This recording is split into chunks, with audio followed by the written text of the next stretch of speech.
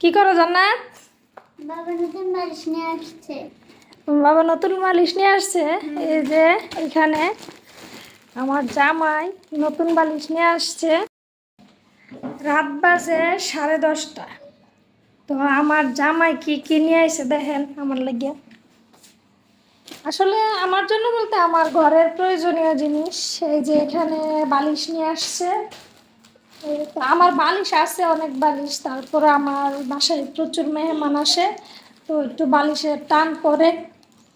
তো এই জন্য এখানে একদম যে চায়না তুলা, ওই তুলার বালিশগুলো নিয়ে এসে, এই চায়না তুলার বালিশটা আমার ভালো লাগে। তো আর কি নিয়ে এসে এই যে দেখি, আর কি নিয়ে এসে দেখি তো আমি।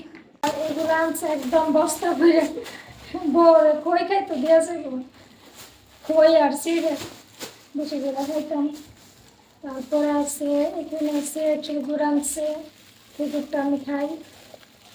তো খেজুর আনছে। এই যে এটার মধ্যে হচ্ছে কি আনছি বলতে, কি তুমি বলো তো জান্নাত, থেকে কি দেবো? মাছ। ওয়াও, চিংড়ি মাছ। আর এখানে নিয়ে আসছে একদম বড় বড় চিংড়ি মাছ। তো এগুলা ফ্রিজে রাখা দিব। এখন ধরে না জান্নাত, হাত ধরো না।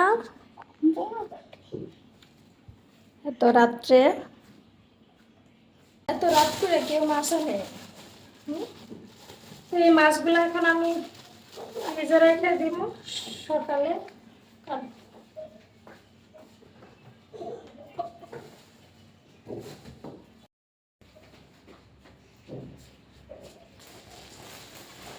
বালিশটা কেমন হচ্ছে জানা?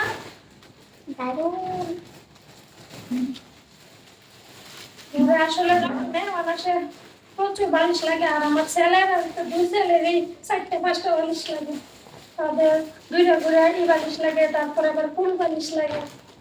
ওরারই তো 2-3টা করে বালিশ লাগে। পুরো বালিশ দুইটা লাগে। তোমার কয়টা লাগে? আমার তো দুইটা। তুমি জগটা সরো, গুছা রেখে দিন। মেহমান আসলে এগুলো বের করবো।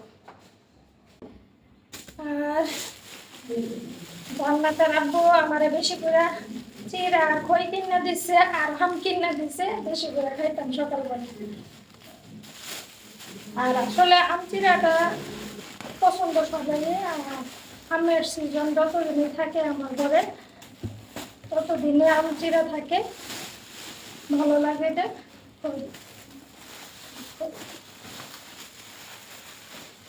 খাবারটা পছন্দ করে না।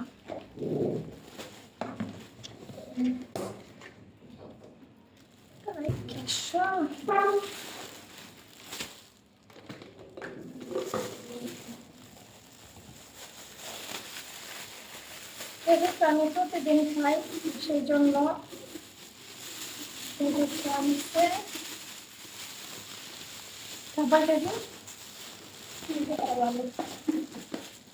আর একটা জিনিস আনছে গ্যাস করেন তো, এই জিনিসটা কি বলেন তো?